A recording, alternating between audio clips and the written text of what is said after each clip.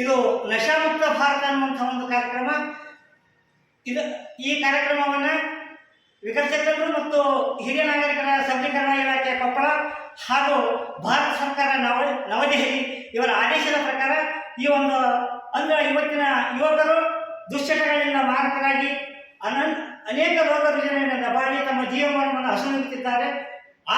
ಈ ಕಾರಣಗಳಿಂದ ಈ ಒಂದು ಇಂದಿನ ಯುವಕರು ಈ ಮದ್ಯ ಮಾದಕ ವಸ್ತು ಮತ್ತು ಅದರಿಂದ ತಮ್ಮ ಜೀವನವನ್ನು ಕಾಪಾಡಿಕೊಳ್ಳುವುದರೇ ಇದು ಉದ್ದೇಶ.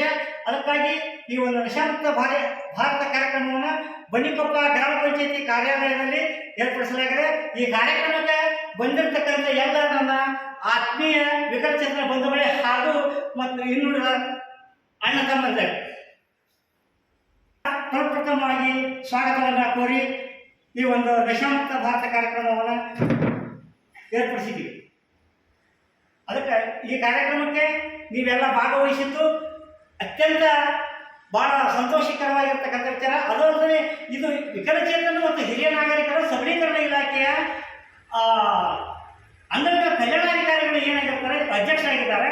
ಪ್ರಧಾನ ಕಾರ್ಯದರ್ಶಿಗಳು ಜಿಲ್ಲಾ ಮಟ್ಟ ಬೆಂಗಳೂರು ಒಳಗೆ ರಾಜ್ಯ ಮಟ್ಟದೊಳಗೆ ನಿರ್ದೇಶಕರು ಇದಕ್ಕೆ ಪ್ರಧಾನ ಕಾರ್ಯದರ್ಶಿಯಾಗಿದ್ದಾರೆ. ಈ ರೀತಿಯಾಗಿ ಇರೋದ್ರಿಂದ ವಿಕಲಚೇತನರು ಮತ್ತು ಹಿರಿಯ ನಾಗರಿಕರ ಸಬಲೀಕರಣ ಇಲಾಖೆ ಇವರ ಸಹಯೋಗದಲ್ಲಿಯೇ ಈ ಒಂದು ಕಾರ್ಯಕ್ರಮವನ್ನು ಏರ್ಪಡಿಸಲಾಗಿದೆ. ಹೆಚ್ಚಿನ ಮಾಹಿತಿಯನ್ನು ನಮ್ಮ ಅಭಿವೃದ್ಧಿ ಡಾಕ್ಟರ್ ನಾರಾಯಣ ಅವರು ಮಾತಾಡ್ತಕ್ಕಂಥ ಅವಕಾಶ ಕೇಳಿ. ಈಗ ನಮ್ಮ ಅಂಗವಿಕಲರ ನಮ್ಮ ಪುನರ್ವಸತಿ ಕಾರ್ಯಕರ್ತರು ಈಗ ಮದ್ಯಪಾನ ಮತ್ತು ಧೂಮಪಾನದ ಬಗ್ಗೆ ಅವರು ನಮ್ಮ ಅಂಗವಿಕಲರು ಮತ್ತು ಅಂಧರು ಮತ್ತು ಹಿರಿಯ ನಾಗರಿಕರ ಒಂದು ಸಭೆ ಕರೆದು ನಮ್ಮ ಗ್ರಾಮ ಪಂಚಾಯತಿಯಲ್ಲಿ ಇವತ್ತು ಅವರಿಗೆ ಈ ಒಂದು ದುಶ್ಚಟಗಳಿಂದ ಪರಿಣಾಮಗಳ ಬಗ್ಗೆ ಅರಿವು ಮೂಡಿಸಿ ಅವರ ಒಂದು ಕಾರ್ಯಕ್ರಮದ ಮುಖಾಂತರ ನಿಮ್ಮೆಲ್ಲರಿಗೂ ತಿಳಿಸಲಿಕ್ಕೆ ಈ ಕಾರ್ಯಕ್ರಮ ಹಮ್ಮಿಕೊಂಡಿದ್ದಾರೆ. ಈ ಕಾರ್ಯಕ್ರಮಕ್ಕೆ ಬಂದಂತ ಎಲ್ಲರಿಗೂ ನಾವು ಸ್ವಾಗತ ಮಾಡಿಕೊಳ್ಳುವುದರ ಮೂಲಕ ಈಗ ಮೊದಲನೇದಾಗಿ ಏನಪ್ಪಾ ಅಂತಂದ್ರೆ ಈಗ ಇತ್ತೀಚೆಗೆ ಸಣ್ಣ ವಯಸ್ಸಿನ ಮಕ್ಕಳು ದುಶ್ಚಟಗಳಿಗೆ ಬಲಿಯಾಗ್ತಾರ. ಅದಕ್ಕೆ ಏನಪ್ಪಾ ಅಂತಂದ್ರೆ ಗುಟಕ, ಆಮೇಲೆ ಡ್ರಿಂಕ್ಸು, ಆಮೇಲೆ ಇನ್ನಿತರ ಬೇಡವಾದ ವಸ್ತುಗಳನ್ನು ಧೂಮಪಾನ ಮುಖಾಂತರ ಬೀಡಿ ಸಿಗರೇಟ್ ಸೇರುವುದಾಗಲಿ, ಎಲೆಡಿಕೆ ತಂಬಾಕು ಹಾಕುವುದಾಗಲಿ ಇಂಥ ಒಂದು ದುಶ್ಚಟಗಳಿಗೆ ಬಲಿಯಾಗ್ತಾ ಬಂದಿರ್ತಾರೆ. ಈಗ ನಿಜವಾಗ್ಲೂ ಎಲ್ಲ ಕೂಡ ಕಾರ್ಯಕ್ರಮ ನಡೆಸಿದ್ರೆ ಇದು ಅಗ್ರಿ ಒಂದು ಒಳ್ಳೆಯ ಕಾರ್ಯಕ್ರಮ ಅಂತ ಹೇಳಬೇಕಾಗುತ್ತೆ. ಯಾಕಂದ್ರೆ ಇದರಿಂದ ಸಾರ್ವಜನಿಕರು ನಾವು ಬುದ್ಧಿವಾದ ಕಲಿಬೇಕಾಗುತ್ತೆ. ಈಗ ನೋಡು, ಹುಟ್ಟೋ ಕೂಸು ಹಾಲಿನಿಂದ ಬೆಳೀತದೆ, ತಾಯಿಯ ಒಂದು ಹಾಲಿನಿಂದ ಬೆಳೀತದೆ. ಅದು ಎಲ್ಲಿ ಅಮೃತಕ್ಕಿಂತ ಸಮಾನ. ಆ ಹಾಲಿನಿಂದ ಎಲ್ಲಿ ಸಿಗೋದಿಲ್ಲ. ತಾಯಿ ಹಾಲು ಅಮೃತ ಅಂತ ಕರೀತಾರೆ. ಅಂತ ಹಾಲನ್ನು ಕುಡಿದು ಬೆಳೆದಿರ್ತೀವಿ. ದೇಹ ಸದೃಢವಾಗಿ ಬೆಳೆಸಿರ್ತಾರೆ. ಅವತ್ತು ತಾಯಿ ತಂದೆ ತಾಯಿ ಇಬ್ಬರು ಬೆಳೆಸಿರ್ತಾರೆ. ಒಳ್ಳೆ ಆಹಾರ ಕೊಟ್ಟು ನಮ್ಮನ್ನ ಒಂದು ರೇಂಜಿಗೆ ನಮ್ಮ ವಯಸ್ಸಿಗೆ ತಂದು ಅವ್ರು ಮುಗಿಸಿರ್ತಾರೆ. ನಾವೇನ್ ಮಾಡಿಬಿಡ್ತೀವಿ, 10 ವರ್ಷ ಆದ ತಕ್ಷಣ ಯಾವ ಒಬ್ಬ ಗುಟ್ಕ ಹಾಕೋದು ನೋಡಿ, ಯಾವ ಒಬ್ಬ ತಂಬಾಕು ಹಾಕೋದು ನೋಡಿ ಆ ಹುಡುಗನಲ್ಲಿ ಇರ್ತಕ್ಕಂಥ ಮೈಂಡ್ ಅದರ ಕಡೆ ವಾಶಾಟ್ ಆಗುತ್ತೆ. ನಾವು ಹುಡುಗ ಹಾಕೋದ್ರಲ್ಲಿ ಈಗ ನೀವು ಆಕ್ಚುಲಿ ನೀವೆಲ್ಲ ಕುಳಿತವ್ರು ಸ್ವಲ್ಪ ವಯಸ್ಕರಾಗಿದ್ದೀರಿ. ನಿಮಗೆ ಏನ್ ಹೇಳ್ತೀವಪ್ಪ ಅಂದ್ರೆ, ಸಣ್ಣ ಮಕ್ಕಳ ಹತ್ತಿರ ಹೋದಾಗ ಅವ್ರ ಹತ್ರ ತಂಬಾಕಾಗಲಿ, ಎಲೆಡಿಕೆ ಆಗಲಿ, ಬೀಡಿ ಆಗಲಿ, ಡ್ರಿಂಕ್ಸ್ ಆಗಲಿ ಯಾವತ್ತೂ ಮಾಡಬೇಡ್ರಿ. ನೀವು ಮಾಡೋದ್ರಿಂದ ಆ ಮಕ್ಕಳು ಕಲಿತಾರೆ. ಅದಕ್ಕೆ ಒಂದು ಉದ್ದೇಶ ಇಟ್ಕೊಂಡು ಈ ಒಂದು ದುಶ್ಚಟಗಳನ್ನ ಹೋಗಲಾಡಿಸೋ ಒಂದು ಉದ್ದೇಶ ಇಟ್ಕೊಂಡು ನಮ್ಮ ಎಲ್ಲಪ್ಪ ಗುಡ್ಡಾನವರು ಅಂಗವಿಕಲರ ಪುನರ್ವಸತಿ ಕಾರ್ಯಕರ್ತರು ಈ ಒಂದು ಕಾರ್ಯಕ್ರಮ ಹಮ್ಮಿಕೊಂಡ್ರೆ ಅವ್ರಿಗೆ ಧನ್ಯವಾದ ತಿಳಿಸ್ತೀನಿ. ನಾವು ಒಳ್ಳೆಯ ಆಹಾರ ತಗೊಂಡು ಬೆಳೆದಿರ್ತೀವಿ. ನಾವು 10 ವರ್ಷ ದಾಟಿದ ನಂತರ ಏನ್ ಮಾಡ್ತೀವಿ, ಗುಡ್ಗ ತಿನ್ನೋದು ಕಲಿತೀವಿ, ತಂಬಾಕ ತಿನ್ನೋದು ಕಲಿತೀವಿ, ಮತ್ತು ಸಹಾಯ ಕುಡಿಯೋದನ್ನು ಕಲಿತೀವಿ, ಮತ್ತು NH ಪಕ್ಕದಲ್ಲಿರ್ತಕ್ಕಂಥ ಎಗ್ ರೈಸ್, ಅದು ಎಗ್ ರೈಸ್ ಡೇಂಜರ್ ಆಗಿದ್ದೀವಿ ಅಂತ ತಿಂದು ನಾವು ಆರೋಗ್ಯ ಕೆಡಿಸ್ಕೊಂತೀವಿ. ಆ ಆರೋಗ್ಯ ಕೆಡಿಸ್ಕೊಂಡ್ರೆ ನಮ್ಮ ವಯಸ್ಸು ಈಗ ಭಗವಂತ ನಮ್ಗೆ ಏನ್ ಕೊಡ್ತಾರ, 100 ವಯಸ್ಸು ಕೊಟ್ಟಿರ್ತಾರ. ಗರ್ಭಚ್ಚಿನಿಂದ ನಮ್ಮನ್ನು ಹೊರಗೆ ಹಾಕುವಾಗ 100 ವರ್ಷ ಆಯುಷ್ಯ ಬದುಕಿರ್ತಾನ.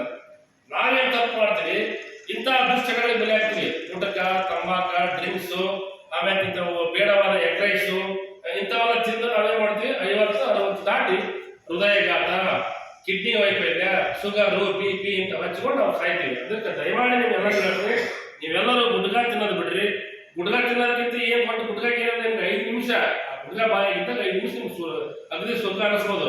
ಆದ್ರೆ 5 ನಿಮಿಷ ನೀವು ಅನುಭವಿಸಿದ್ದು ನೀವು ಸಾಯ ತನಕ ಅದನ್ನ ದುಶ್ಚಟ ಬಲಿ ಆಗ್ತೀರಿ. ದಯಮಾಡಿ ಗುಡ್ಗ ತಿನ್ನೋದು ಬಿಡ್ರಿ, ಕುಡಿಯೋದು ಬಿಡ್ರಿ, ಡ್ರಿಂಕ್ಸ್ ಮಾಡೋದು ಬಿಡ್ರಿ, ಗುಟ್ಕ, ಸಿಗರೇಟು, ತಂಬಾಕು ಇಂಥೆಲ್ಲ ಬಿಡ್ರಿ. ಮತ್ತೆ ಯಾವುದೇ ಕಾರಣಕ್ಕೂ ಈಗ NH ಪಕ್ಕದಲ್ಲಿರ್ತಕ್ಕಂಥ ಎಗ್ ರೈಸ್ ಇಂಥೆಲ್ಲ ತಿನ್ನಕ್ ಹೋಗ್ಬಿಡ್ರಿ. ಎಗ್ ರೈಸ್ ಡೇಂಜರ್ ಐತದ. ಎಗ್ ರೈಸ್ ತಿನ್ನೋದ್ರಿಂದ ನಿಮ್ಮ ಪುರುಷತ್ವ ಕಡಿಮೆ ಆಗುತ್ತದೆ, ಗಂಡಸ್ತನ ಕಡಿಮೆ ಆಗುತ್ತದೆ. ಎಗ್ ರೈಸ್ ನಲ್ಲಿ ಒಂದು ನಿಕೋಟಿನ್ ಅಂತ ಒಂದು ಎಣ್ಣೆ ಹಾಕ್ತಾರ, ಟೇಸ್ಟ್ ಬರ್ತದೆ, ಟೆಸ್ಟಿಂಗ್ ಪೌಡರ್. ಟೇಸ್ಟಿಂಗ್ ಪೌಡರ್ ಅಂತಾರ. ಆ ಟೇಸ್ಟಿಂಗ್ ಪೌಡರ್ ಏನಾಗ್ತಪ್ಪ ಅಂದ್ರೆ ನಮ್ದು ಗಂಡ ನರ ಅಂತ ಇರ್ತೋಡು, ಆ ನರ ವೈಫಲ್ಯ ಕಾಣುತ್ತ ಅಂದ್ರೆ ನಮ್ಗೆ ಗಂಡಸ್ತನ ಫೇಲ್ ಆಗುತ್ತ. ದಯಮಾಡಿ ಯಾರು ಎಗ್ ರೈಸ್ ತಿನ್ನಬೇಡ್ರಿ. ಗುಡ್ಗ ತಿಂತೀವಲ್ಲ, ನರಗಳ ಶಕ್ತಿ ಕಡಿಮೆ ಆಗುತ್ತ. ಗುಡ್ಗ ತಿನ್ನೋದ್ರಿಂದ ನಮ್ಮ ನರಗಳು ವೀಕ್ ಆಗ್ತಾವು, ಕಣ್ಣು ದೃಷ್ಟಿ ಕಡಿಮೆ ಆಗುತ್ತ. ತಂಬಾಕ ಆಮೇಲೆ ಬೀಡಿ ಸೇರಿಸೋದ್ರಿಂದ ನರಗಳ ಶಕ್ತಿ ಕಡಿಮೆ ಆಗಿ ಕಣ್ಣಿನ ವೈಫಲ್ಯ ಕಾಣುತ್ತ. ಕಣ್ಣು ಕಳ್ಕೊಂತೀವಿ ಸಣ್ಣ ವಯಸ್ಸಿನಲ್ಲಿ.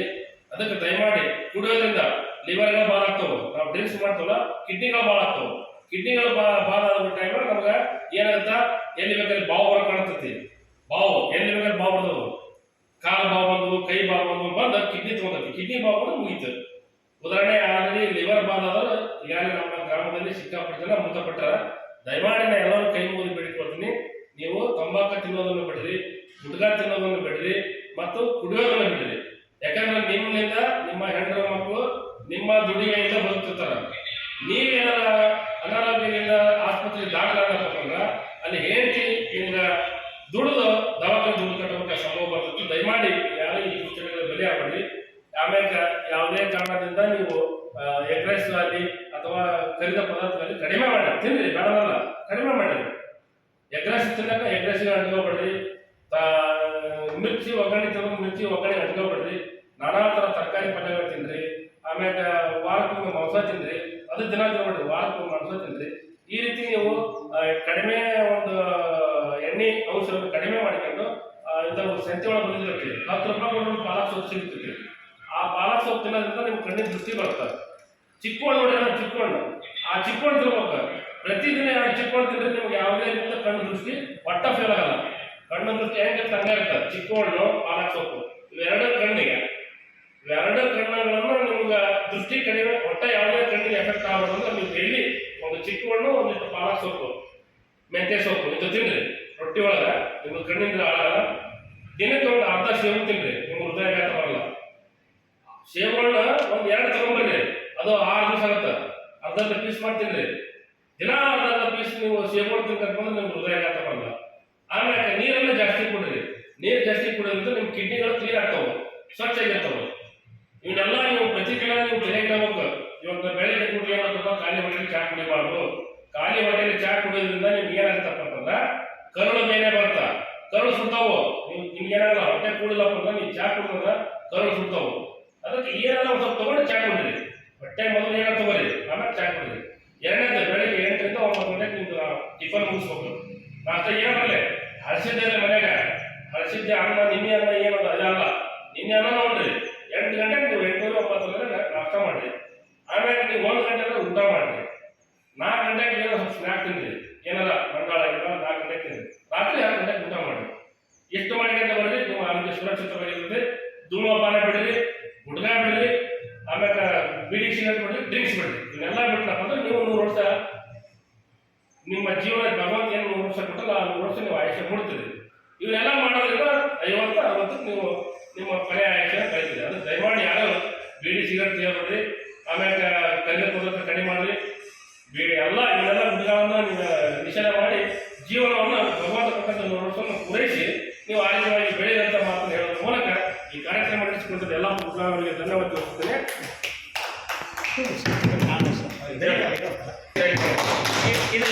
ಸರ್ಕಾರ ಹಮ್ಮಿಕೊಂಡಿರತಕ್ಕಂತಹ ವ್ಯಸನಮುಕ್ತ ಕಾರ್ಯಕ್ರಮ ಇವತ್ತಿನ ಯುವ ಜನತೆ ದುಷ್ಪರಿಣಾಮಗಳಿಗೆ ಬಲಿಯಾಗಿ ಜೀವನವನ್ನು ಹಾಳು ಮಾಡ್ಕೊಳ್ತಾ ಇದ್ದಾರೆ. ಮದ್ಯಪಾನದಿಂದ ಆರ್ಥಿಕ ಪರಿಸ್ಥಿತಿ, ಹಣ ಹೋಗುತ್ತೆ, ದೇಹ ಕೆಡುತ್ತೆ, ಎಲ್ಲದೂ ಈ ರೀತಿಯಾಗಿ ತೊಂದರೆಗಳು ಬಹಳಷ್ಟು ಆಗ್ತಾವೆ. ಮನೆಗೆ ಹೊರೆ ಆಗ್ತೀವಿ. ದಯವಿಟ್ಟು ಇಲ್ಲಿ ಸೇರಿರ್ತಕ್ಕಂಥ ಎಲ್ಲ ನಮ್ಮ ವಿಪರೀತ ಬಂಧುಗಳು ಮತ್ತು ಎಲ್ಲರೂ ಹಿರಿಯ ಅಣ್ಣ ತಮ್ಮಂದರು ಇವೆಲ್ಲ ಇದರಿಂದ ದೂರವಿರಿ ಅಂತ ಹೇಳ್ತಾ, ಮತ್ತು ಇದುವರೆಗೆ ನಮ್ಮ ಬಿಲ್ ಕಲೆಕ್ಟರ್ ನಾರಾಯಣರವರು ಸವಿಸ್ತಾರವಾಗಿ ನಮಗಿಂತ ಹೆಚ್ಚಿಗೆ ಮಾಹಿತಿಯನ್ನು ತಿಳಿಸಿದ್ದಾರೆ. ಅವರಿಗೆ ತುಂಬ ಧನ್ಯವಾದಗಳನ್ನು ಸಲ್ಲಿಸ್ತೇನೆ. ಅಷ್ಟೇ ಅಲ್ಲದೆ ಇದರಲ್ಲಿ ಭಾಗವಹಿಸಿರ್ತಕ್ಕಂಥ ಎಲ್ಲರಿಗೂ ತುಂಬ ಧನ್ಯವಾದಗಳನ್ನು ಹೇಳುತ್ತಾ ಈ ಒಂದು ಕಾರ್ಯಕ್ರಮವನ್ನು ಮುಗಿಸ್ತಾ ಇದ್ದೀವಿ. ಜೈ ಹಿಂದ್, ಜೈ ಕರ್ನಾಟಕ.